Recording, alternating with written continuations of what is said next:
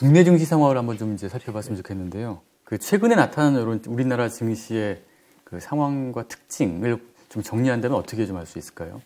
어떻게 보면 그 지수는 올해 1월 그 3,266 찍었을 때랑 비교를 해보면 비슷한 레인지인데 비슷한데 시장의 분위기는 훨씬 좀 차분해져 있는 것 같습니다. 그러니까 저도 그게 좀 이상하더라고요. 네. 그러니까 정말 올해 1, 2월 달에는 당장이라도 한 4,000원 갈 것 같은 그런 분위기였는데 지금은 이제 똑같은 3,260 정도의 지수대인데 사실 뭐 시장의 어떤 분위기는 거래량도 좀 줄어 있는 데다가 좀 되게 좀 차분한 그런 상황인데요. 저는 오히려 그게 더 좋은 것 같다라고 보고 있습니다. 좀 과열이 없다라는 거가 좀 좋고, 근데 이제 다만 저희가 이제 투자를 하기에는 좀 쉽지는 않은 것 같은 게요. 그러니까 올해 1월, 2월 달만 해도 사실 소위 주도주라고 해서 사람들의 그 관심을 끌고 명확한 굉장히 강세를 보이는 섹터들이나 주도주가 있었는데 요즘은 진짜 한 2, 3개월 동안 보면은 맨날 바뀝니다. 뭐 갑자기 철강주가 좋다가 철강주 엄청 떨어지고 뭐 그 한동안 쉬었던 이제 주식들이 또 갑자기 또 올라오기도 하고 뭐 갑자기 뭐 두산중공업 같은 것들 막 엄청 올라가기도 하고 올라갔다 또 많이 떨어졌어요. 그러니까 이게 약간 좀 지수대는 1월 초랑 비슷한데 시장의 분위기는 뭐 천지차이인 것 같습니다. 문제는 이제 우리 기업들 실적인데 1분기는 상당히 좋았고 또 최근에 수출도 좋다고 하는데 결국 이제 주가가 앞으로 계속 우상향하려면 2분기, 3분기 실적이 얼마나 좋아질 것이냐 이 부분인데요. 이사님 보시기는 어떤가요, 우리 기업들? 저는 실적은 되게 꾸준히 좋아질 걸로 보여지는데요. 3분기까지도요? 예. 그러니까 이제 저는 이제 아마 내년 초까지도 좋아질 거다라고 보고 있습니다. 근데 이제 그 저희 수출이 되게 좋잖아요. 근데 사실 이제 증가율로만 보면은 지난 5월 달에 45%가 지난해 같은 기간 대비해서 늘었는데 45%보다 더 잘 나올까는 잘 모르겠습니다. 워낙 지금 기저효과도 있고 뭐 금액으로는 계속 커지겠지만 이게 속도는 좀 떨어질 가능성이 훨씬 더 높기 때문에 이제 이거를 저희가 이제 수출을 왜 말씀드리냐면 결국 수출이 좋을 때 한국 기업들의 전체적인 그 기업의 이익의 레벨이 이제 좋아졌기 때문에 어떻게 보면 기업 이익이 늘어나는 속도는 지난 1분기나 또는 2분기가 피크일 것 같습니다. 좀 이제 앞으로는 기업 이익이 늘어나는 속도도 좀 둔화가 될 걸로 봐야 될 것 같고요.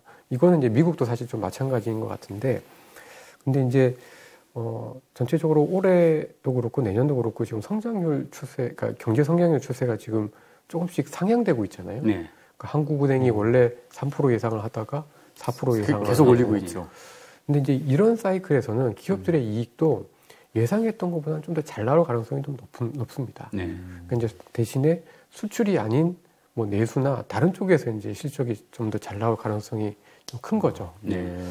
그래서 어떻게 보면 저는 이제 기업들의 이익도 그렇고 주가 자체도 그렇고 여기서 되게 세게 막 뭐 엄청 세게 올라가기는 쉽지는 않을 걸로 보여지고요.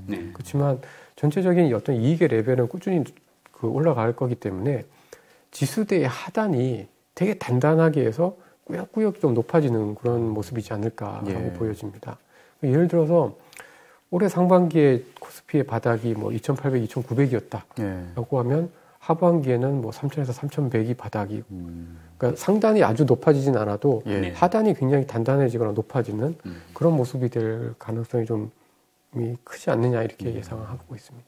그 수출의 증가세가 둔화될 수밖에 없는 이유 중에 하나가 그 코로나 때문에 정상화되지 못했던 다른 나라들의 경제 상황이 정상화되면서 상대적으로 이제 우리나라의 수출량이 좀 줄어들 것이다. 그렇게 좀 보면 될까요?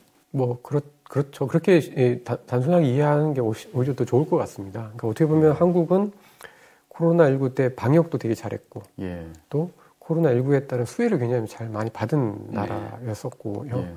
그러면 이제 올해는 이제 코로나가 있지만 이제 방역 때문에 어떤 그런 수혜는 점진적으로 이제 줄어들 수밖에 없는 상황이고, 작년에 굉장히 어려웠던 국가들이 훨씬 더 좋아지는 상황이기 때문에 이제 똑같이 좋아지지만 이제 좋아지는 어떤 산업이나 패턴 자체가 좀 바뀐다라고 보시면 어떨까 싶습니다. 좀 정시 이제 구체적인 종목 이야기를 해보면은 최근에 이렇게 성장주, 대형주들이 네. 좋은데요. 특히 네이버, 카카오 이게 뭐 엄청나게 뭐 올랐지 않습니까? 뭐 약간 조정을 조금 받긴 했습니다만 이 말은 그 이유가 뭔지 사람들이 궁금한 게 작년에도 물론 좋았는데 또 최근 이렇게 급상승하는 이유가 도대체 뭘까 궁금해들 하거든요. 우선 그것부터 한번 짚어보고 시작하시죠. 근데 제가 이제 카카오 네이버의 전문가는 아니라 네. 그리고 사실 지금 카카오나 네이버의 기업 가치를 사실 이제 실적으로 설명하기는 되게 좀 어렵습니다. 예. 네, 그래서 근데 이제 제가 생각할 때는 카카오의 경우는 네. 이제 지금 올해 하반기에 뭐 카카오페이라든가 카카오뱅크라든가 IPO가 있죠. IPO를 통해서 이제 그 자회사들의 기업 가치가 엄청나게 늘어날 거기 때문에 이제 네. 그런 거에 대한 프리미엄을 좀 받는 측면들이 좀 있고요. 예. 그리고 뭐 기본적으로 이제 실적이 꾸준히 좋아지긴 합니다. 네. 연 뭐 한 5-60% 이상 꾸준히 이제 늘어나니까 실적도 좋은데 이제 자사주의 가치가 늘어나는 부분들이 상당히 좀 그런 부분들이 되게 높은 네. 그 주가의 상승의 어떤 원동력이 되고 있는 걸로 보여지고요. 네. 그리고 사실 카카오나 네이버를 대체할 만한 사실 기업이 사실 별로 없죠. 그리고 요즘 들어서는 이제 온라인 쇼핑 쪽으로도 되게 좀 활발해지다 보니까 그 앞으로의 어떤 성장에 있어서의 어떤 지속성 네. 이게 경기가 좀 둔화가 되고 뭐 예를 들면 뭐 극단적으로 얘기하면 대한민국이 힘들어도 네이버 카카오는 먹고 살 수 있다 이런 기대들까지 있다 보니까 특히 이제 카카오의 주가 상승세가 굉장히 좀 독보적이고요. 예. 네이버는 카카오에 비하면 조금 이제 상승 속도는 좀 더딘 네. 그런 상황인데 뭐 네이버도 워낙 해외 자회사들의 가치가 네. 뭐 있는 이기 때문에 뭐 네이버도 나름은 굉장히 좀 뭐 오히려 이제 카카오가 좀 비싸니까 네이버로 또 갈 수 있는 그런 환경이기도 한 것 같습니다. 예. 그 삼성전자가 좀 계속 좀 이렇게 쉬어가고 있는데 조금씩은 오르지만 그래도 여기 궁금해하는 분들이 좀 많거든요. 네. 어떻게 보세요? 왜 그렇죠? 저는 그 내년을 보게 되면은 기회가 있을 거다라고 보고 있고요. 이제 지금보다는 한 3분기 후반이나 4분기 정도가 조금 더 좋은 시점이지 않을까 싶습니다. 그러니까 뭐 사실 반도체가 좋다라는 거는 뭐 좋을 거다라는 거는 뭐 누구나 다 알고 있는 그렇죠. 것들인데요. 제가 이렇게 좀 봤었던 거는 특이하게도 그러니까 이제 예를 들면 한국의 반도체 수출을 그 12개월 누적으로 보면 이제 저희가 이제 반도체 슈퍼 사이클이라고 불렀었던 2017년, 18년에 비하면은 사실 굉장히 좀 못합니다. 의외로. 의외네요. 네. 진짜. 그러니까 2017년, 2018년에는 정말 반도체 특히 이제 뭐 구글이나 뭐 이런 그 대형 IT 기업들의 서버 투자가 엄청나게 진행이 되면서 이제 반도체 수요가 좀 폭발적으로 늘고 디램 가격도 엄청나게 높아졌던 그런 국면이었었는데 지금은 반도체 가격이 오를 거다라는 기대는 있는데 실제로 가격은 사실 그렇게 많이는 못 올랐거든요. 이제 기대는 있는데 아직 이제 눈에 보이는 건 없는 상황입니다. 이제 반도체 쇼티지라고 하니까 오히려 이제 사실 많이 만들지 못하고 있는 상황인 거죠. 근데 이제 내년에 그래도 미국 기업들 또는 이제 글로벌 IT 기업들이 계속해서 이제 투자를 할 거지 않습니까? 근데 그렇게 되면 이제 수요가 이제 생기고 매출이 좋아질 텐데 이제 그 시점이 저는 이제 올해 하반기 특히 이제 후반 정도가 되지 않겠느냐 이렇게 좀 판단을 좀 하고 있고요. 그리고 또 한 가지는 두 가지가 이제 좀 전자의 목을 잡고 있다라고 보고 있는데 하나는 그 경쟁입니다. 특히 마이크론과의 경쟁. 그 뭐 마이크론이 사실 이제 어떻게 보면 세컨티어였죠. 그렇죠. SK 하이닉스에 비하면 세컨티어였는데 최근 들어서 보면은 11나노 공정이라든가 이런 데서 보면은 되게 기술력이 좋아졌어요. 낸드 뭐 176단 뭐 상용한다 이렇게 나오더라고요. 그러니까 세컨티어였다라고 늘 저희가 좀 뒤처지는 걸로 치부했었던 마이크론이 이제 뭐 빠르게 올라오니까 이게 경쟁이 만만치 않다 이런 거가 하나가 좀 걱정거리가 있는데 저는 사실 이거는 좀 지켜봐야 된다라고 좀 보고 있고요. 그다음에 두 번째는 이제 공급 과잉인데요. 그러니까 미국과 중국이 패권 경쟁을 하면서 다들 자기네 그 영역 내에 이제 공장을 너무 많이 세우려고 하다 보니까 예, 그렇죠. 예. 혹시라도 이게 그 공급 경쟁으로 가면서 내년에 정말 수요가 좋아졌을 때 의외로 1, 2년 뒤에 공급 과잉 때문에 가격이 더 떨어질 수도 있는 거 아니냐라는 걱정들이 좀 있는 것 같습니다. 근데 저는 이제 이거는 사실 그렇게까지 걱정할 건 아니다라고 좀 보고는 있는 상황이고요. 네. 이거는 좀 근데 이제 좀 확인이 좀 필요한 부분들이 좀 있는 거죠. 네. 그래서 그리고 근데 이제 제일 큰 이유는 그러니까 어떻게 보면 반도체에 제일 많이 들어가는 게 이제 PC하고 핸드폰인데 네. 근데 작년에 PC나 뭐 태블릿이나 노트북이나 수요가 뭐 엄청났죠. 전례 없이 늘어났기 때문에 예. 올해는 당연히 이제 꺾인다는 거죠. 저는 그게 가장 큰 요인이다라고 좀 보고 있고요. 예. 아까 말씀드렸던 마이크론과의 어떤 경쟁, 그다음에 미중 간의 어떤 경쟁 때문에 발생할 수 있는 공급 과잉 이런 거는 사실 이제 걱정거리지만 이게 실제로 지금 딱 눈에 보이는 우려는 아니다라고 좀 보고 있습니다. 그래서 뭐 내년 올해 하반기 때 다시 IT 기업들이 뭐 서버 투자하고 데이터 센터 다시 짓고 이렇게 되는 뉴스들이 나올 때 다시 한번 삼성전자의 주가는 좀 더 좋아지지 않을까 이렇게 기대를 하고 있습니다. 약간 여기서 부과하면은 그 현대차가 지금 자동차 반도체 이제 공급 부족을 겪고 나서 반도체를 자동차 부분 반도체를 내재화하겠다 이런 의사를 밝혔지 않습니까? 이게 뭐 올바른 방안인지 이게 현대차의 주가에도 어느 정도로 영향을 미칠지 이게 좀 궁금해져서 질문드립니다. 저도 뭐 자동차 전문가는 아니라서 예. 이렇게 구체적으로 말씀드릴 수는 없을 것 같고요. 예. 제일 효율적인 그러니까 기업의 가치 측면에서 봤을 때는 가장 효율적인 게 좋은 거잖아요. 그렇죠. 근데 이제 내재화를 한다라는 거는 사실 비용은 더 들 겁니다. 네. 비용이 더 든다라는 거는 덜 효율적이라는 거죠. 그렇죠.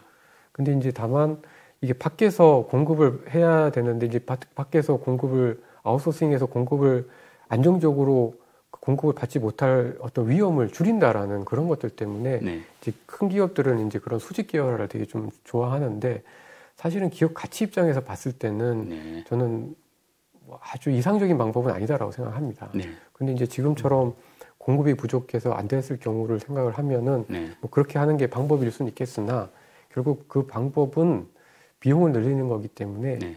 저는 좀 덜 효율적인 방법이다라고 생각하고 있습니다. 예. 투자자별 상황을 간단하게 좀 짚고 넘어가면요. 그 뭐 투자자별 어차피 보면 외국인, 기관, 개인 이렇게 크게 이제 세 파트로 볼 수가 있는데 최근에 좀 어떤 이 세 파트 중에서 좀 주목해야 될 특징 같은 게 좀 있습니까? 투자자들의 어떤 행태가 되게 좀 변화가 없습니다. 변화가 없어요. 변화가 없는 게 특징이네요. 그러니까 외국인들은 5월 내내 그렇게 팔더니 이제 좀 덜 파는 것 같고요. 예. 그렇다고 해서 근데 또 아주 적극적인 매수를 하고 있는 건 아닌 것 같고. 최근 일주일은 조금 많이 남더라고요, 외국인들이. 네. 근데 이제 5월 달에 워낙 많이 팔아가지고. 예. 그러니까 사실 아직까지는 외국인이 정말 들어왔나? 다시 컴백했나라고 예. 하기에는 약간 좀 의구심이 좀 있는 상황이고요. 네. 뭐 기관들은 계속 팔고 있고 예. 개인들은 열심히 사고 있지만 예. 사실 1, 2월 달에 비하면은 사는 속도나 폭은 되게 그러니까 규모는 좀 적어져 있고 힘이 좀 떨어진 것 예. 같아요. 그래서 시장이 이제 꾸역꾸역 올라가고는 있긴 하는데 예. 아주 그 드라마틱하진 않은 그런 모습이라 예. 사실 뭐 크게 변화는 없다. 예. 근데 다만 이제 외국인들이 5월 달에 보여줬던 아주 공격적인 매도는 끝났다. 네. 그 정도가 좀 특징인 것 같습니다. 예. 이사님은 미국의 하반기 증시는 상반기보다 상승률 한 절반 정도 떨어져가 한 5, 6% 정도로 보셨는데 우리 시장의 하반기 전망은 어느 정도로 보십니까? 저는 저희 한국 시장도 비슷하게 봅니다. 예. 그러니까 제가 좀 보수적으로 보는 편에 속한 것 같아요. 아하. 하반기 전망 이렇게 자료 내고 이렇게 좀 투자자들 이렇게 만나 보면은 저보다 훨씬 공격적으로 보시는 분들이 많아요. 3,500, 저는 이제 3,400을 예. 하반기 전망으로 이렇게 말씀을 드렸는데 3,500에서 3,700 사이가 제일 많은 것 같고요. 예. 그러니까 제가 좀 낮은 편에 속한 것 같은데, 네. 그래서 3,400이면 사실 지금에서부터 한 5, 6, 딱 한 5% 정도 수준입니다. 그러니까 네. 뭐 세게 오르진 않는다. 네. 근데 이제 오르기는 오른다. 뭐 이 정도의 어떤 느낌으로 보시면 될 것 같고요. 근데 이제 그 세게는 오르진 않아도 이게 그 상승하는 어떤 폭은 좀 넓을 것 같아요. 그러니까 이제 주도주가 있을 때는 주도주만 오르고 나머지 업종들이 되게 좀 네. 없게 되는데 올해 하반기는 그래도 전반적으로 다 좋아지는 모습들이 있을 오른다. 거기 때문에 상승폭은 크진 않지만 상승의 범위는 좀 예. 넓지 않을까 이렇게 예상을 하고 있습니다. 아까 미국 같은 경우에는 이제 소비재라든가 서비스 이쪽으로 좀 주목을 하셨는데 국내 증시 같은 경우는 하반기에 좋아질 업종, 섹터 어떻게 좀 보세요? 저도 이제 소비재는 좋게 보고 있고요. 네. 특히 뭐 그 호텔이나 레저, 여행 이런 쪽은 좀 포텐셜이 좀 큰 것 같습니다. 제가 요즘 이미 많이 반영되지 않았나요? 네, 많이 올랐는데요. 네. 그 제가 이제 뭐 점심 식사를 할 때나 이렇게 안 하시는 분들한테 한 번씩 여쭤보거든요. 만약에 그 코로나 이전보다도 여행비, 비행기 값이 얼마나 더 오를 때까지 예. 그 여행을 갈 거냐. 많은 분들이 최소 2배까지는 돈 내고 갈 용의가 있다고 하시더라고요. 왜냐하면 2년 쉬었잖아요. 예. 그러니까 그게 주는 의미가 포텐셜이 굉장히 좀 크다라는 것 같아요. 예. 그러니까 실제로 지금 이미 뭐 코로나 이전 대비해서 주가가 많이 올라 있는 상황이지만 예. 그 사이에 또 뭐 경쟁 업체들 중에 많이 망한 예. 특히 여행 같은 경우에는 중소형 여행 업체들이 많이 이제 구조조정 되기도 했고 예. 또 뭐 그래서 이제 그런 거 생각하면은 좀 더 좋아질 수도 있고 사람들이 갖고 있는 어떤 소비 욕구가 네. 저는 되게 좀 센 것 같습니다. 예. 그래서 소비재들 여전히 좀 좋게 보고요. 네. 그리고 의류나 이런 옷류가처럼 이런 쪽도 좋게 보고 있는 게 그 실내에서만 생활할 때는 옷 별로 신경을 안 쓰잖아요. 네. 그렇죠. 예. 근데 이제 밖에 나가서 예. 마스크를 벗는 순간 예. 옷과 화장품을 화장품. 이제 할 수밖에 없는데 예. 아직까지 저희 한국에서 이런 그 여행 물가, 그 다음에 화장품이나 이런 물가가 코로나 이전 대비해서 굉장히 낮은 수준에 있습니다. 그러니까 상대적으로는 아직까지 실제로 이제 기대가 있어서 주가는 올랐지만 업황이 완전히 이제 좋아졌다라는 게 반영이 되지 않았기 때문에 저는 지금부터라도 더 좋아질 수 있는 여유가 좀 아직은 남아있다. 이렇게 좀 보고 있고요. 그 다음에 말씀드렸던 뭐 인터넷과 같은 통신 업종들도 좋게 보고 있고, 예. 그다음에 전력과 같은 이런 업종들도 좀 좋게 보고 있습니다. 네. 그러니까 똑같이 코로나 이전 대비해서 한국에서 가장 못 오른 물가가 여행하고 1번이 여행이고요. 네. 2번이 통신, 3번이 전력, 4번, 5번이 옷하고 화장품 이런 순서입니다. 이제 뭐 곧 하반기인데요. 우리 저 이사님이 이제 여러 가지 뭐 경기라든지 뭐 물가 뭐 또 환율 이런 걸 다 감안해가지고 하반기는 분명히 시장이 상반기가 또 좀 바뀔 거 아닙니까? 이럴 때 어떤 투자자들이 뭐 특히 초보 투자자들이 어떻게 대처해야 될지 하는 이런 도움 말씀을 좀 주셨으면 합니다. 포트 조정이라든지 이런 걸 포함해 가지고요. 저는 올해 하반기에는 너무 이제 어떤 주가 상승에 대한 기대를 너무 크게 가져가면은 네. 좀 어렵다라고 보고 있습니다. 그러니까 이제 지금은 세게 올라가지 않지만 골고루 천천히 올라가는 그런 국면이다. 네. 그러니까 이제 산으로 치면 이제 산을 정복을 시작을 해서 이제 중턱까지는 왔다라고 좀 보고 있고요. 중턱 넘어가면 이제 정상까지 올라가는데 좀 쉬기도 해야 되고 네. 좀 힘이 들잖아요. 네. 그러니까 이제 주가도 이미 이제 바닥 대비해서 많이 올라오기도 했지만 이제부터는 좀 선별화되는 그런 작업들이 좀 있지 않을까라는 네. 생각이고요.